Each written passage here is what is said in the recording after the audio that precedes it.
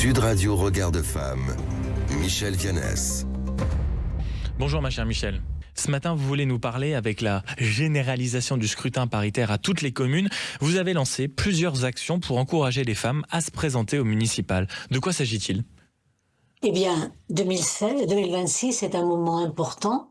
Pour la première fois, la parité devient obligatoire dans toutes les communes, même les plus petites.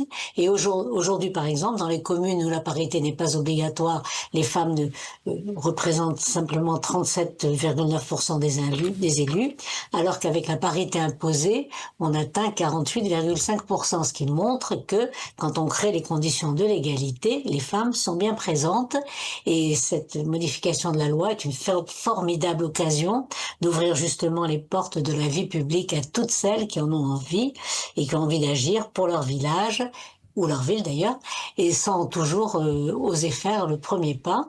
Et donc avec le soutien du ministère chargé des droits des femmes et de l'État en région, nous avons lancé des matinées femmes élues, pourquoi pas vous, comment fonctionne une commune, le rôle d'une élue, et montrer aux femmes que leur expérience, qu'elle soit personnelle, professionnelle ou associative, est déjà une richesse pour leur territoire. Et notre objectif est simple, aider les femmes à se sentir légitimes, crédibles et visibles. Mais concrètement, que vont apporter ces matinées aux femmes qui étaient en train d'hésiter par exemple ? Eh bien, elles permettent d'abord de lever des freins très humains, la peur de ne pas être assez la crainte de manquer de temps, ou encore l'impression que ce n'est pas pour elles.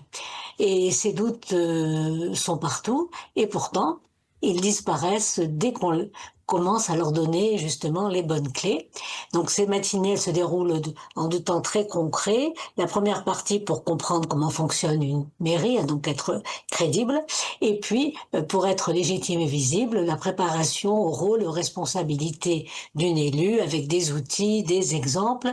Et nous leur remettons après le vade-mecum de la candidate qui leur permet de retrouver un petit peu tout ce qui a été dit.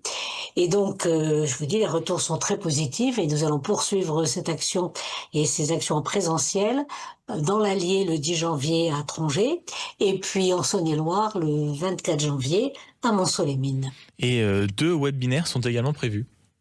Et oui, et c'est une bonne nouvelle, car ils sont organisés à la demande de la préfète de région, qui est déterminée justement à encourager l'engagement des femmes dans toutes les communes.